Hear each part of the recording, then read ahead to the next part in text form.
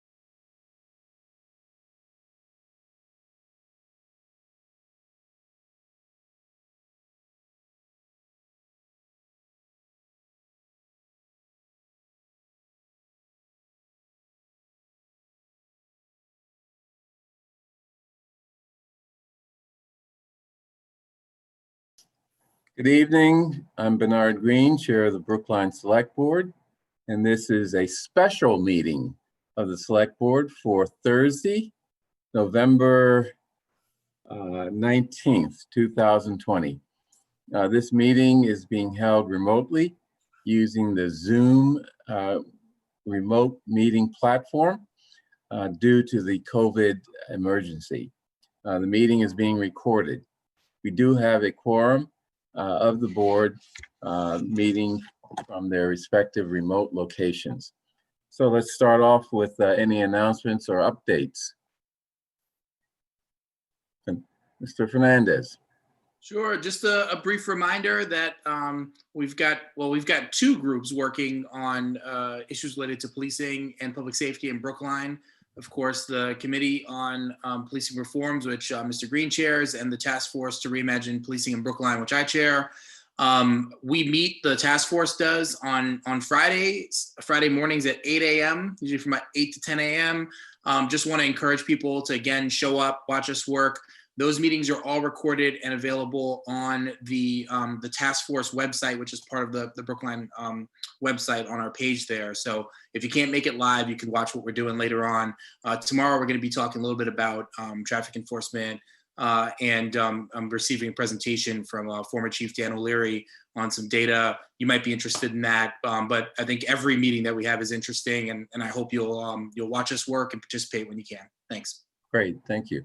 The Policing Reform Committee also meets and is recorded. We meet every other week, but our subcommittees, we have 4 subcommittees, meet on a fairly regular basis, and those meetings, of course, are open to the public also. We try to keep the minutes updated. It's very difficult because we're dealing with volunteers, but I think we're doing a fairly good job of keeping minutes updated so that people get a sense of the things that we're doing. And of course, on the website, there are many documents related to the work that we're doing, as well as secondary commentary and materials that are also very informative. We've tried to make our committee not just a reform committee, but an educational committee. So we try to put out information on policing issues, particularly the current operations of the police department, so that we know what we need to reform, if we need to reform anything, and we understand the problems that we may be addressing. So, if I can add one thing that I forgot is that in partnership with Tufts University, we have a survey that's going to be hitting mailboxes pretty soon, in the next couple of days. And if you happen to receive one of those, please kindly respond and let us know your thoughts on policing and public safety in Brookline, concerns you have, what you think is working, what you think might not be. We look forward to your feedback. It all helps us, reach better conclusions in the end about our work. So if you do receive one of those invitations to complete a survey, please complete it. That'd be really helpful for us. Thanks. Great, thank you. Any other updates or announcements? Mr. Vanskoya.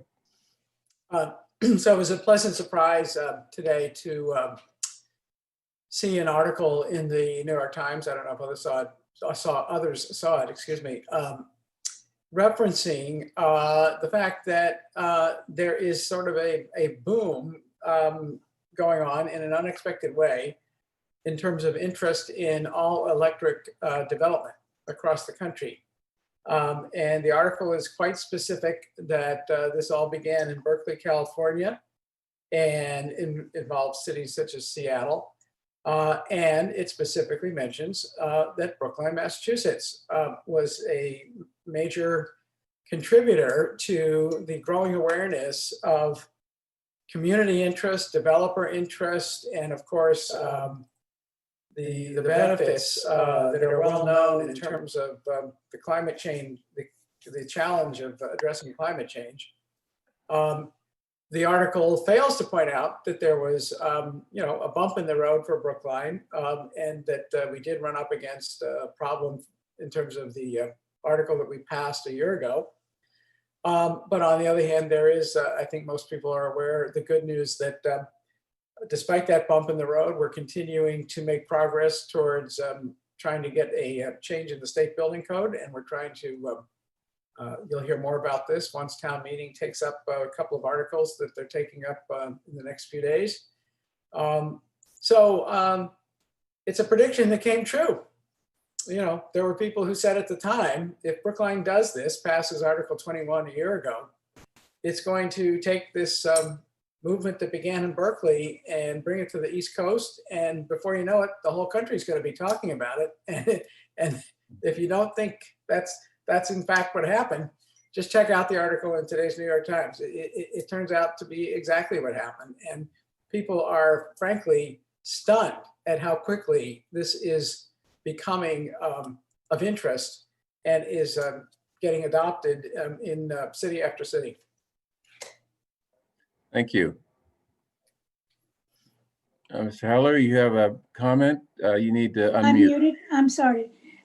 John, for those of us who don't subscribe to the Times, would you send us the link or else paste the article into an email for us?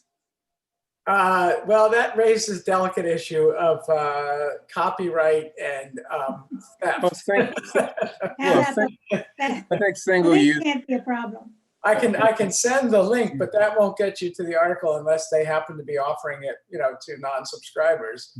And if I copy paste it, I'm essentially stealing from the New York Times. And so, well, I think that that's fair use. One article to one person.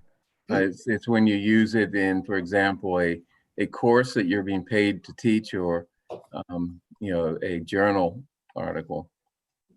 Those who charge for subscriber content might disagree with you, and this former newspaper editor who watched newspapers die. This could be considered advertising for the Times. Maybe those of us who don't. Well, okay, I won't charge them for anyway. Okay, let's move on, and you can do what you want to do without it becoming a public issue. Let's see. Okay, any other comments or announcements?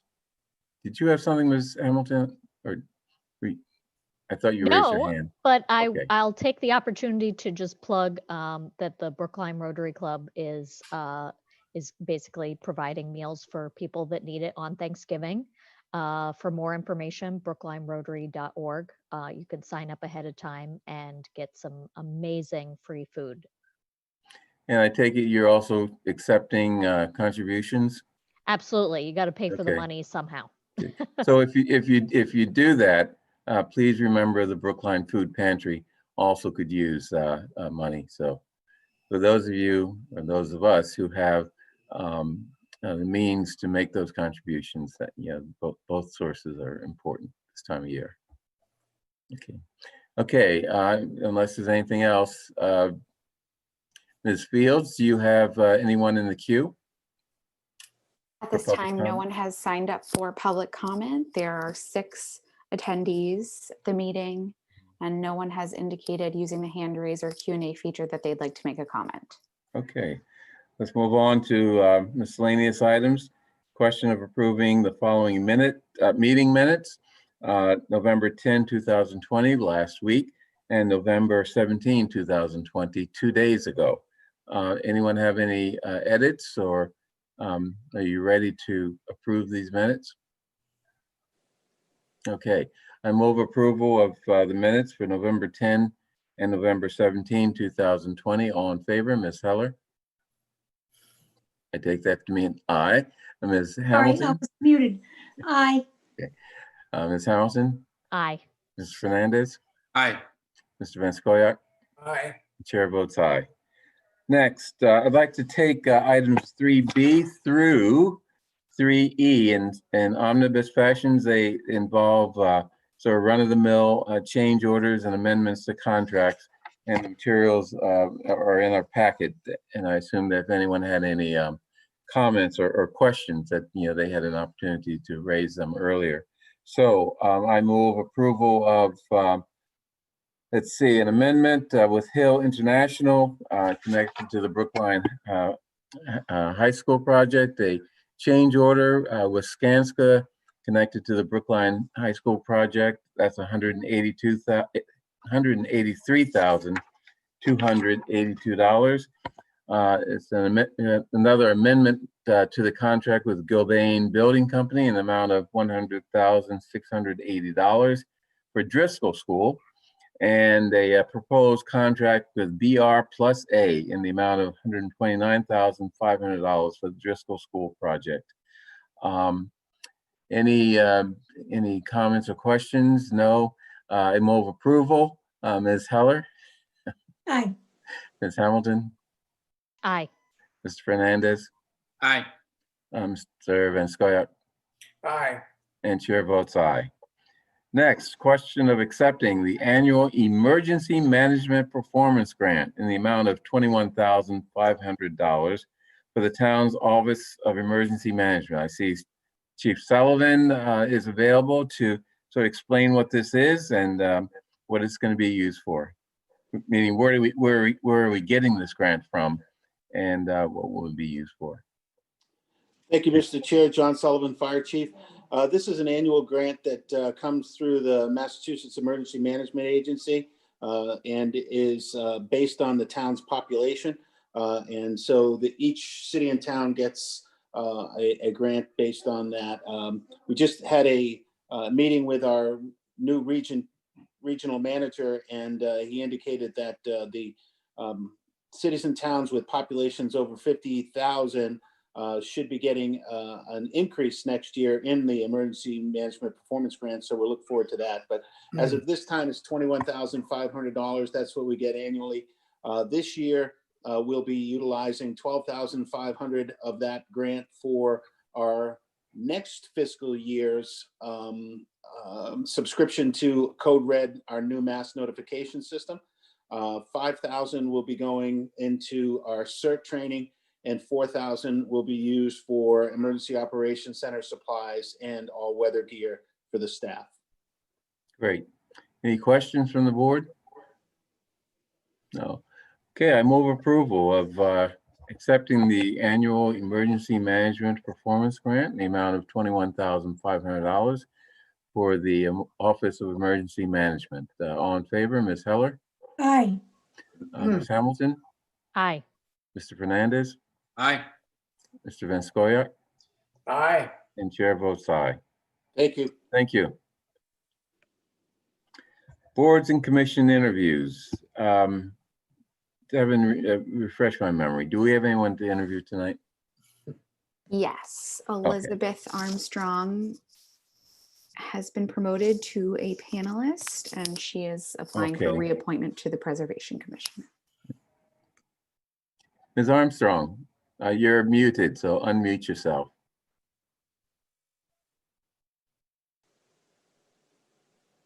You're still muted.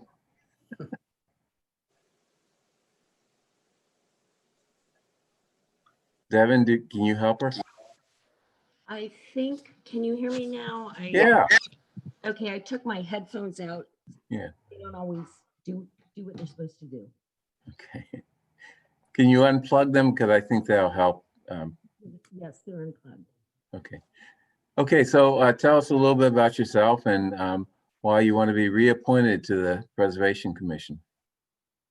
Well, I'm a retired attorney, and I have been on the Preservation Commission for 2 years and have really enjoyed the work.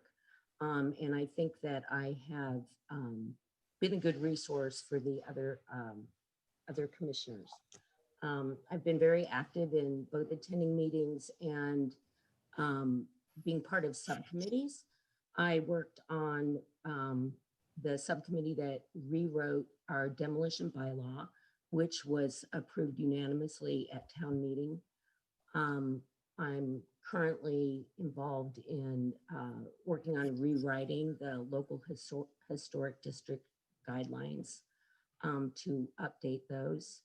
I'm also have served on a number of design subcommittees, and the feedback I get from the architects on the board is that there are just a few of us on the Preservation Commission that are not architects, and that they find it very useful to have a layperson's view to give them input on design that is not as technical as you know what comes from their experience. So I've really enjoyed the work and enjoy the being a member of a team and having projects and generating some good work product for the town.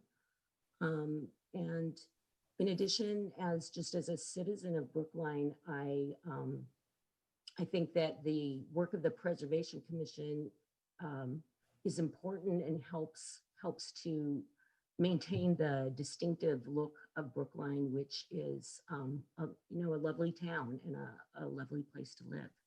And so I'm happy to be part of that work. Great. So tell me, what type of law did you practice? In other words, what type of legal perspectives and outlooks do you bring to the Preservation Commission? So I had, during the course of my career, I practiced both in litigation, both civil and criminal. I finished my career in state government, which gave me the opportunity to look at how systems work and at how agencies work.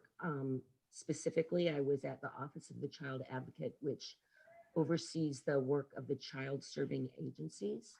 So while our specific mission is not immediately apparent how that would join up with the Preservation Commission, as a matter of process and learning about agencies and regulations, it's been very helpful to me, and I believe to the commission, to have me as a resource in understanding the sort of the layers of laws, bylaws, statutes, and rules and regulations and guidelines and so forth, and how to put those together. I also have a lot of experience in legal writing, and that comes in very useful when we're drafting reports and so forth. Great, thank you. Any other questions from the Select Board? Mr. Fernandez? Yes. Hey, first of all, thanks for being willing to continue to serve in this capacity. I was interested in your application and the future goals. You talked about being available to work in conjunction with the planning board on guidelines and changes to zoning, of course, to protect the history and beauty of Brookline. But you also mentioned in conjunction with the need to develop affordable housing. And I'm curious to hear more of your thoughts there and what role you might play in supporting those efforts along with your work on the board. Thank you. So I have been serving on a joint committee between Preservation Commission and Planning to try to establish guidelines for Beacon Street, which is in the National Registry, but there are no specific written guidelines that pertain to Beacon Street. So in that work, you know, we have looked at zoning, and it's made me appreciate the sort of the complex way that preservation and zoning fit together for the town. But in terms of affordable housing, I think I was just speaking to a recognition that Brookline has a duty to provide affordable housing, and that as we work on any of these larger projects, that we need to have the perspective that, you know, part of our work, even as we work to, you know, preserve the look and the fabric of historic homes, we also need to be thinking about it in terms of city zoning and planning and making Brookline a welcoming place for people of all incomes and fulfilling our responsibilities to provide a certain amount of affordable housing. Thanks. I appreciate your perspective on that. Okay, any other questions? Mr. Vanskoya? Elizabeth, I want to thank you as well. I know that the work of the Preservation Commission usually goes on without a whole lot of public attendance, but it's very serious work, and I've never stopped being amazed at the willingness of people to come forward and do it. It's very necessary to kind of keep people's focus on the legacy that we live with in Brookline.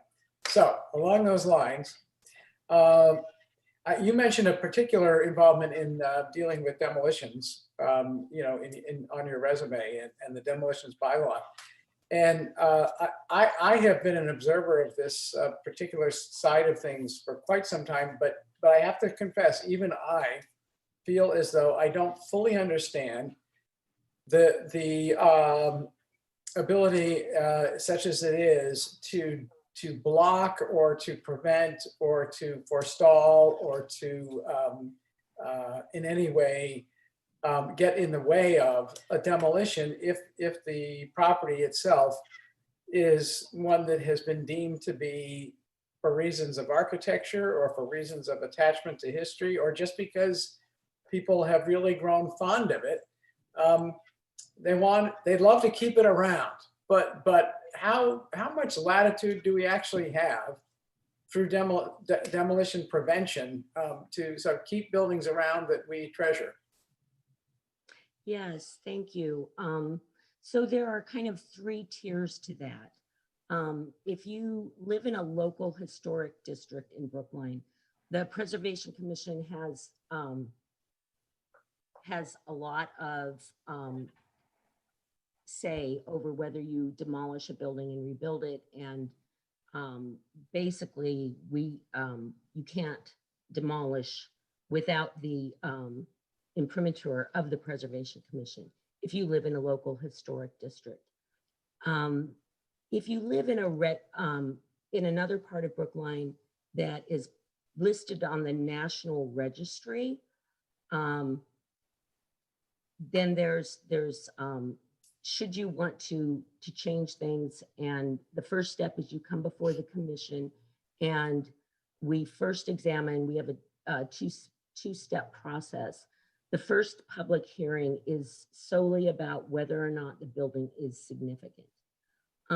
That's almost a given if you're listed on the National Registry. I do remember one case that we had where we decided that a building, that a home was not significant, but generally it's kind of a given that if you're on the National Registry, you're going to be significant. Once a building is found significant, then that's all that's done at the first public hearing. Then the homeowner comes up with a plan. So what the power of the commission at that point is to impose an 18-month delay on rebuilding anything. for National Registry homes. If you're not on the National Registry and you just live in a garden variety home in Brookline, the stay is shorter. It's 12 months. So imposing that stay gives the applicant an incentive to work with the commission and let us have some input into their design in order to for them not to have to outwait the stay. But homeowners do have the right, as long as they're not in a local historic district, to wait out the stay, either 18 months for National Register properties or 12 months otherwise, and do what they want at the end of the stay. And many people do that. But actually, I say that, certainly some people do that, but our data is that the overwhelming number of applicants that come before us do work with us on design in order to not outweigh the stay. And in that way, the Preservation Commission is able to give them input into either partially or most often it's not a full demolition. Usually demolition is a term of art, and it's that they want to, open up their building and build an addition or something along those lines. And we're able to give them input on the design. That frequently happens through a subcommittee being formed, and then the owner and the architect, if they have one, or their builder, there are a series of subcommittee meetings which are they're noticed and they're open to the public, but where several people from the Preservation Commission work closely with them on the design of their plans. Great, thank you. I hope that's not too confusing. It took me a while to get. No, that helped me. That helped me. Thank you. And those of us who have been working on school projects, unfortunately, or other projects, unfortunately, have been introduced to that topic. Ms. Heller. I'm wondering, we discussed some issues with David King recently, and I'm wondering what your feeling is about the tension between sustainability and preservation, and whether you believe that the Preservation Commission has a role in promoting sustainability. Absolutely. I think that. Can't hear you very well. Oh, sorry. How about now? Marginally better. Let me just make sure my volume is all the way. I think that's maybe the best I can do. Yes. In working, I mentioned earlier, we're working on local historic district guidelines, updating those, and we have a whole new section on sustainability. I think that everyone on the Preservation Commission understands the importance of environmental issues, of taking, being cognizant of climate change, of looking at the materials that are used, and and trying to update our guidelines so as to allow homeowners to take advantage of new technologies, particularly those that promote sustainability, and to fit those together with preservation. I mean, we're preservationists, but everybody acknowledges that things change. Technologies change. Information we have about climate change and the community, that all changes, and so we can't be, and I don't think anyone is, a stick in the mud. We part of our work is integrating all that information, and often it's a balancing act. But for instance, with solar panels on slate roofs, which are, there are a lot of slate roofs in the local historic districts, those are absolutely allowed. And the balancing act that we go for is to ask that they also be installed in such a way that they don't damage the slate roof. And there are specialists who do that. And also that they could be removable at a later date if technology should change and solar panels were no longer the way to go. At that point, it would be desirable to remove them from slate roofs because they don't make them more beautiful. But certainly we want to encourage people to use those technologies to contribute towards having a, more sustainable building and construction methods for the environment. Thank you. Okay, thank you. So unless there are any other questions, we will be voting to appoint members of the Preservation Board at a later meeting. I thank you for your interest in continuing in that position, and thank you for appearing before us today. Thank you for your time. Okay. Okay. Any warrant articles to be further reviewed, reconsidered, Yes. voted on? So Article 34, there was a late filed amendment to the advisory committee motion proposed by Jonathan Davis. Lee Selwyn had further edits to that amendment. And then the advisory committee did some further refinements, but you should have in your packet what the advisory committee did, an email from Carla Menka explaining what the change is. It's on the first resolve clause. So if you have that in your packet, you should see what the edits are.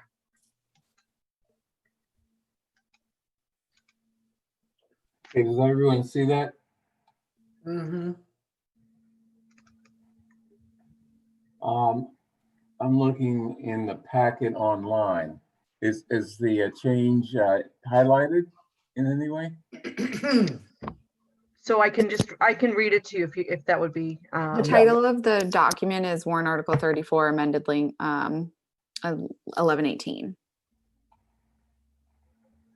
Actually, I'm for some reason not seeing that in the packet that I have. Maybe I'm in the wrong place. I can also share my screen if that's easier. Yeah, why don't you do that? Because I don't see it in my packet either. I mean, I don't see a red line.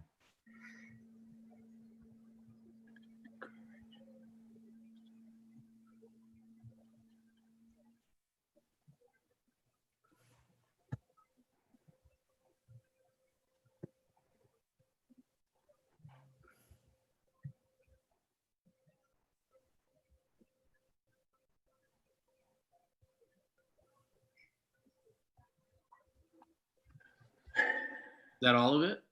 That's it. Okay.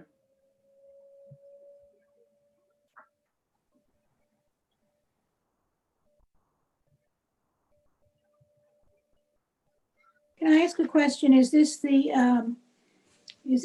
this amended version the one that the commission has voted on? What commission would that be? Dicker, yes. I don't know that they've had this version. I don't think that they've met since they made their original recommendation. Okay.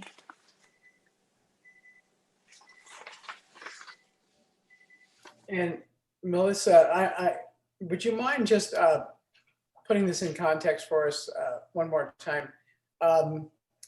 So this is Jonathan Davis and Lee Selwyn having proposed additional language which the advisory committee has adopted in its version of our warrant article 34. Right. So the board's current position is the advisory committee motion. The Davis amendment could be found in your combined reports. So that did make the supplement. And then yesterday, the advisory committee took up the Davis amendment. Lee had some additional edits, and then this is ultimately what they came out of it with. So this includes both the Davis Amendment as well as or the other one. Yes. Yeah, okay. And will the petitioners be moving a different version, or is this an agreed upon version? I don't know if I know when we last met that they were still intending to move their motion, and the board's current position is 4-1. I know Select Board Member Fernandez, you supported the petitioner's motion. I think I saw Jeff get brought on. I'm wondering if he can weigh in. Sure. So we're still going to continue to move the motion that we've submitted. There was a slight change from the one that you guys last saw, which is in, I believe, just the electronic supplement, which removes the final whereas clause that was a point of contention during the discussion last week, as well as changes one word so that it instead says that the housing production plan will recommend zoning changes rather than propose, as it was pointed out that is potentially beyond the scope of the housing production plan. So we wanted to make sure that we weren't asking the housing production plan to be more than what it already is planning to be. Okay, any other questions? Does anyone want to reconsider? I'm sorry, well, I had a question for Jeff. Oh, I'm sorry, go ahead.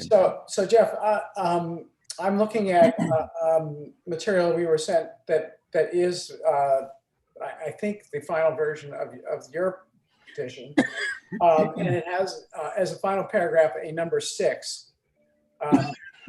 But you said there was a final clause that was taken out, the final whereas, is that what you said? Yes, that's correct. And so the one that was taken out is whereas the 2019 Greater Boston Housing Report Card? No, that's the most recent. That's the most, okay. Yes. I gotcha, okay. Yeah, Implement sorry about 3.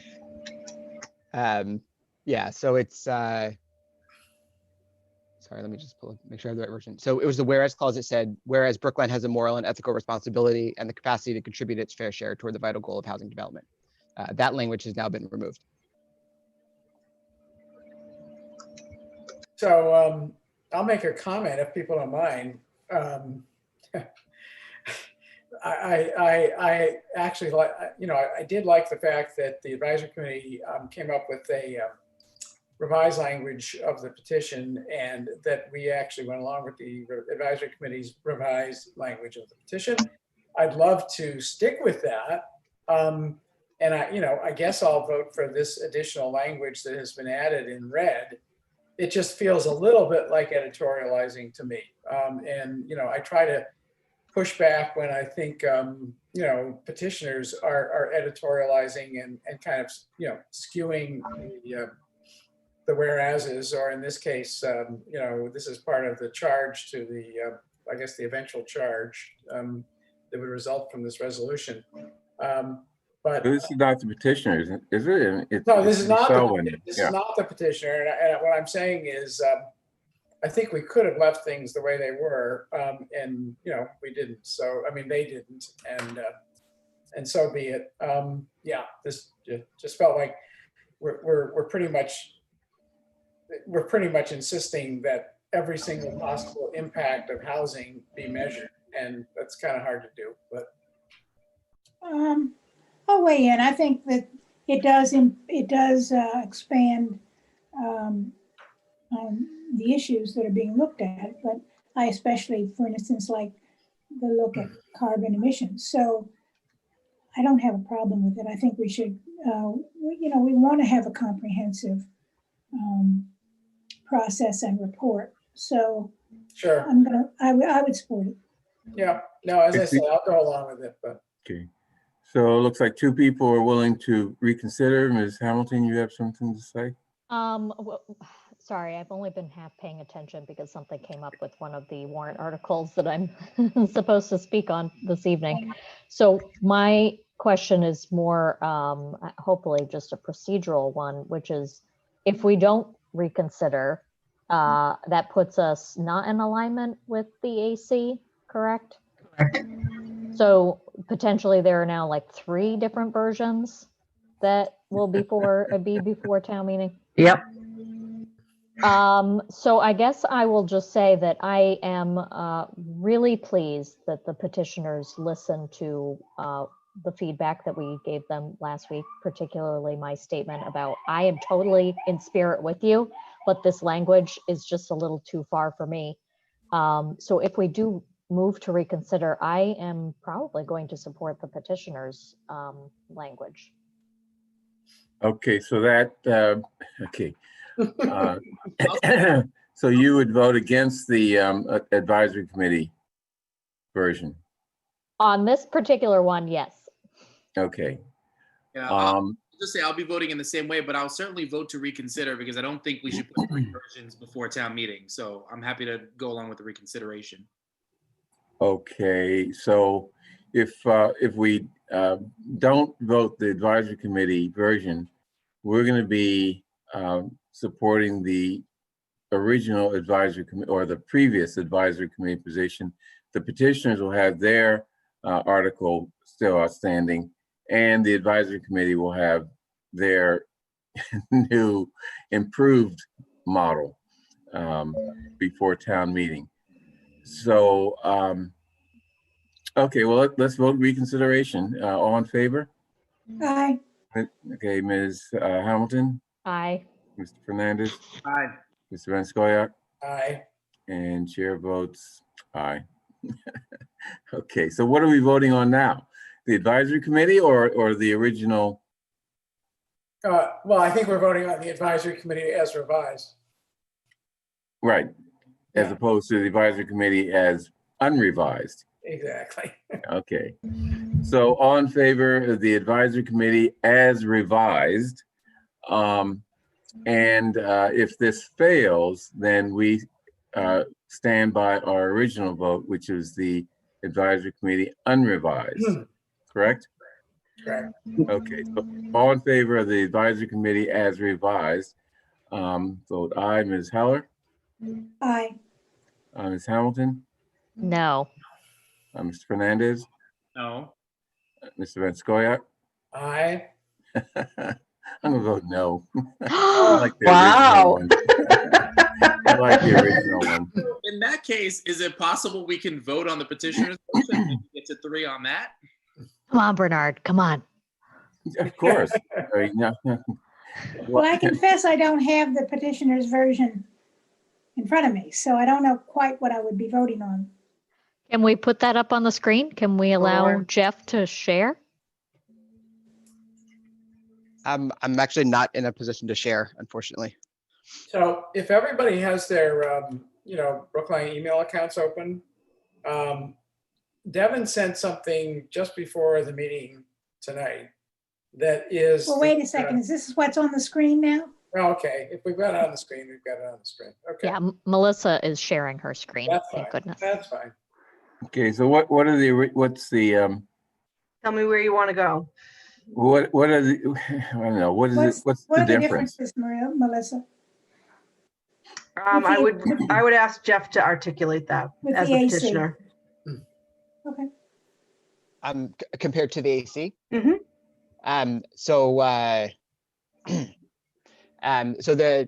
the resolve clauses are primarily different. The biggest thing is that the petitioner motion asks that the planning process and the board's commissions utilizing the new housing production plan will make recommendations to encourage and incentivize additional housing units, including where and at what levels, versus the advisory version, which looks more at just looking at whether we should have more housing. That's the primary change. The So primary difference. your version assumes that we need more housing and assumes should be what? That the task of the housing production plan board and the housing production plan will be to determine how much housing, where that housing, what type of housing, those sorts of questions, presupposing that we do indeed need additional housing. So I have a question, Jeff, and that is that, as you know, I'm always concerned when we engage in encouraging more housing development, that we be cognizant of the impact on our schools. And 40B does not allow us to do that, but this does allow us to do that. And I'm concerned. I want to make sure that we look at that impact as one of the factors. So in this version, does it say anywhere that we will consider that? It doesn't explicitly say that we will consider that as part of the previous housing production plan. It is something that is looked at. So As far as it's encompassed in that housing production plan, yes, but specifically stated, no, it's not. Yeah, and that's a legally slippery road to be on. And if you say that we're only building housing if it doesn't impact schools, that is viewed by many courts as implicitly racially discriminatory.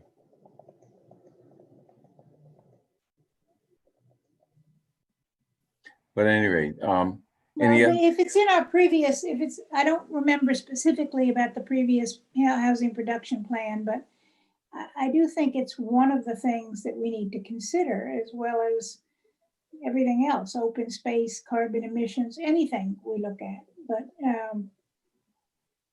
okay, if it's in the previous one and this is going to be built on that, then I could support it. What are the other changes? As far as between the advisory and this one, Mm-hmm. so we also asked that as part of the discussion with potential and reappointments to boards and commissions, that the housing production plan and the housing goals that are developed through that plan are that those potential members are made aware of them. There's no test on whether you agree with them or not. We just want to make sure that it's that it is highlighted so that that the housing production plan doesn't become one of those classic studies that just sits on a shelf somewhere. Okay. Now, do both versions remove the moral imperative language? I don't believe the advisory version has that language, and the petitioner's motion does not have that language anymore. Okay. If you don't mind, I just want to chime in on this because I think this is in no way a criticism of Jeff. Believe me, it's simply a criticism of the unfortunate situation we find ourselves in over and over again because of the way we deal with these articles. If I were to vote at this point to change to recommending the petitioner's article, things have been through so many different versions right now. I wouldn't even be able to tell you what the difference is in the six resolve clauses in the petitioner's version versus in the advisory committee's version. All I know is that at some point in the process, we looked at the advisory committee version and we determined in the minds of a majority of us that it represented an improvement over Jeff's version for particular reasons involving particular clauses. And that's the only position I can stick with comfortably, because if we go back to the petitioner's version, I have to start all over again and figure out what the difference is between the petitioner's version, which has been revised several times, and the advisory committee's version, which has been revised several times. So I got to stick with my vote on the advisory committee's recommendation, with or without the added language. I'd be happy to go with the added language. If not that, then I'll join any other members who want to go with the former advisory committee version without the added language. Okay. Well, let's see. Let's test that. Well, let me just comment. I think that John has a point. And, I'm okay with the advisory committee version. I think I'm okay with the petitioner's version. So We I'll have to probably choose abstain. between one or the other. I'll abstain. You So abstain? that way I'm basically neutral. Okay. So all in favor of? Hold on. So two things that are hopefully very practical. One, what are the chances of this coming up tonight? So we may want to revisit sometime else, especially if Nancy abstains, because it sounds like it'll come down to 2-2, and what happens, with a completely tied vote. I guess it It fails. Yeah. Yeah, we're right And back to where we're back to the original version of. So you don't want to vote? I don't know. I thought we won Bernard over.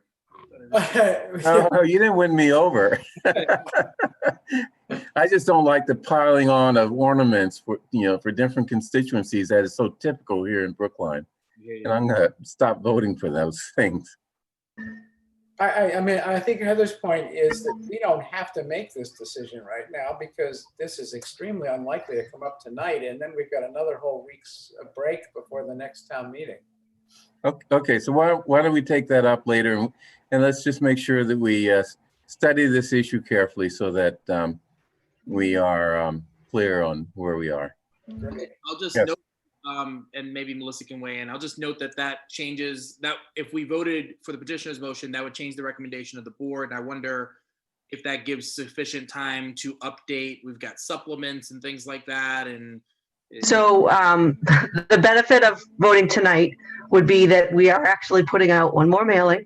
I'm going to see if we can slide this one into the envelope if we can. That would give town meeting, they would have an actual copy and that they could actually look at. Otherwise, it'll get posted electronically. And so, we do have some time. It's unlikely 34 would come up tonight. It'd be a miracle if it did. And if I may point out, I mean, the only new information would be that the select board, having agreed previously with the advisory committee version, now agrees with the petitioner's version. But we're not getting into the changes here. We're just sort of trying to figure out, given the changes, where are we? And I don't So think you're it's, saying we have enough information to vote now?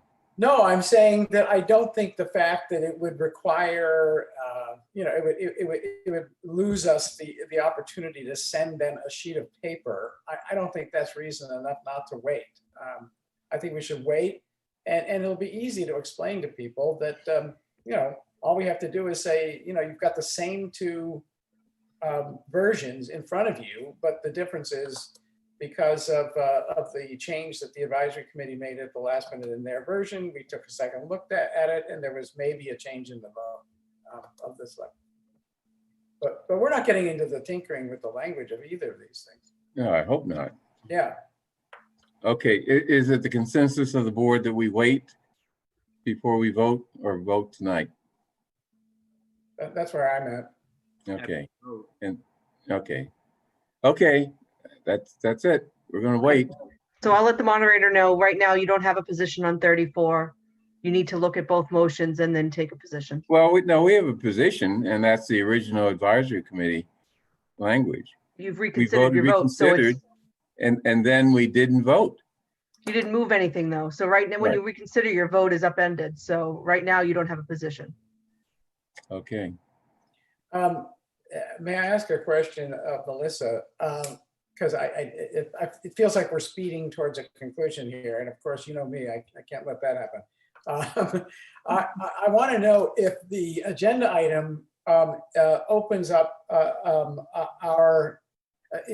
can we, under the agenda item that we're dealing with right now, discuss any other warrant articles? Article 34 was the only one that was specifically mentioned, but I think there was also some reference to among others or something like that. Sometimes the night before town meeting, there are things that happen that we use catch-all language to try and anticipate.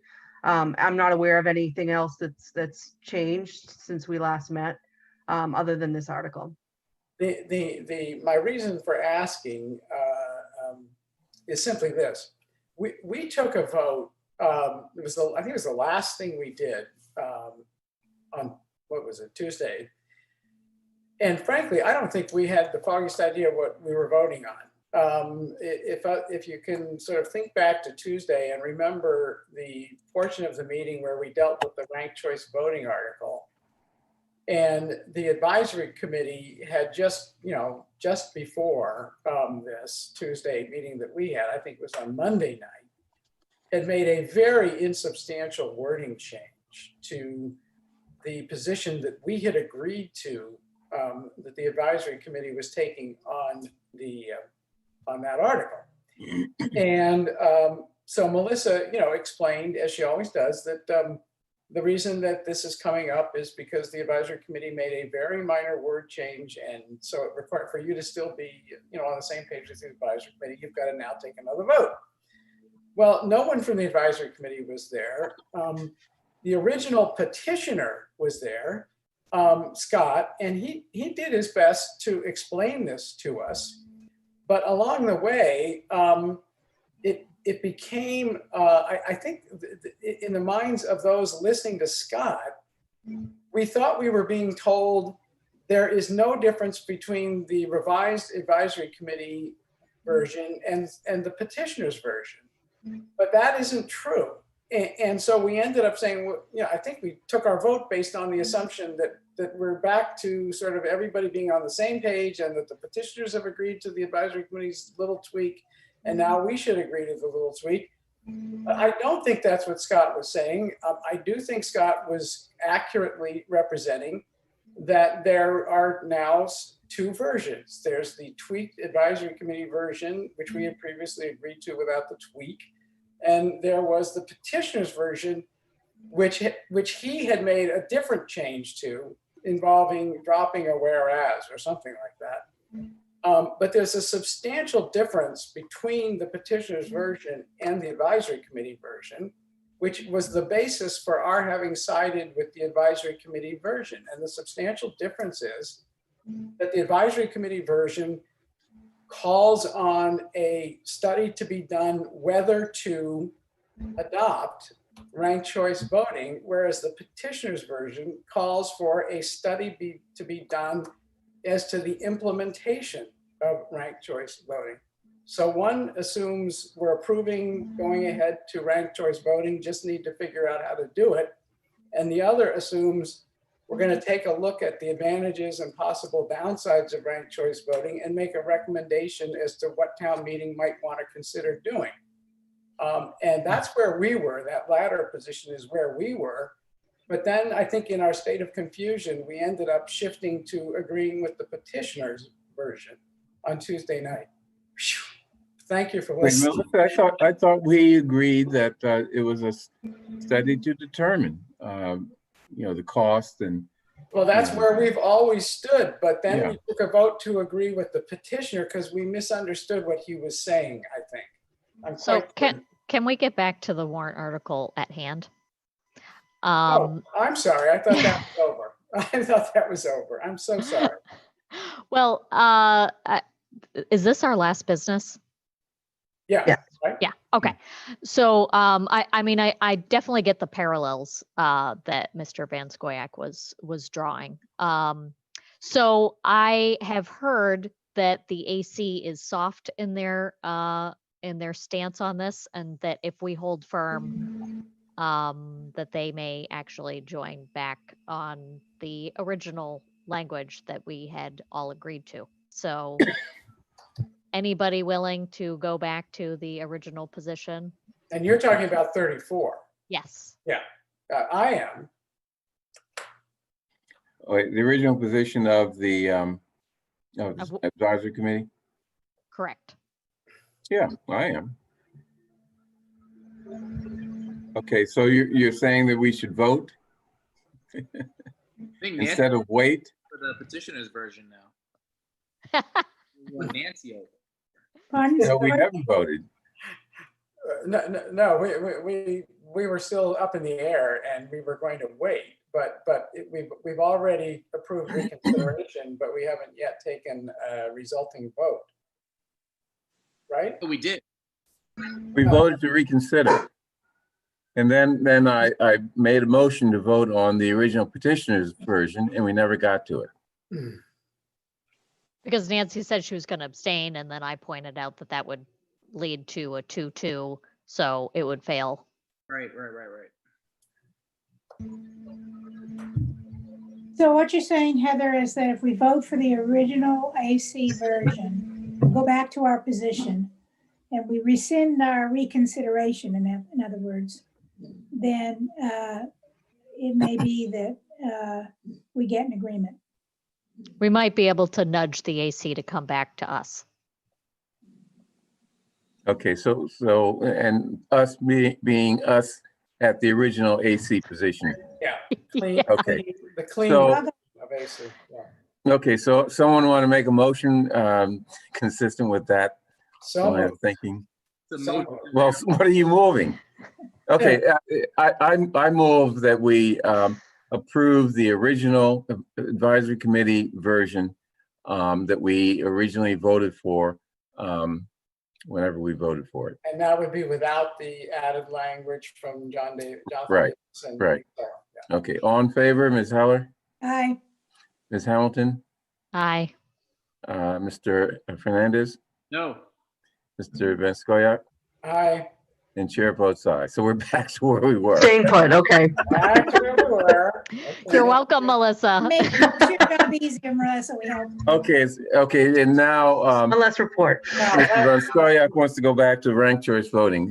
Which is, I think, Article 18. Yes. Oh, that's why we were talking about it. I'm sorry. Yeah, well, I'm sorry, Heather. I didn't realize that you were going to ask that we continue the discussion of 34. But Melissa, can you remind us what our vote was on that? Because I have Sure. a spreadsheet that might be different than what I heard. Yep, let me go into the combined reports. Wait, I'm is this on the surprised agenda? Melissa could figure it out because frankly, I was completely confused. Excuse me, but is this on our agenda for tonight? Well, it But actually, yeah, it is. well, yeah. Oh, I So don't on Tuesday, 2 days ago, there's There's a placeholder, right, Melissa, that is under which we're talking about this tonight. we have language that It's a anticipates. catch-all language, yes. Yeah. So your vote from Tuesday was favorable action on the revised motion offered by the petitioner. And I can call that up if you'd like. And see, that's never where we were. We weren't with the petitioner's language. We were with the advisory committee's language. And then all of a sudden it sounded like everybody was with the petitioner's language, but that really wasn't the case. Let me see if I can just get the original vote of the board. I so mean, can just- just to make it further clear, I hope, I had one town meeting member, call me up yesterday and say, so the select board has now switched and is in favor of the petitioners. And I said, I'm not sure the select board knows what it did, frankly. And I include myself in You're accusing us of being that. No, we were, confused?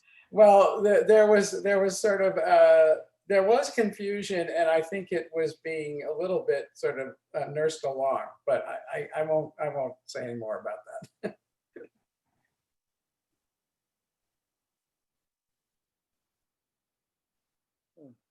Okay, you pulling it up, Melissa? Yeah, my VPN froze, but now here I am again. Okay, so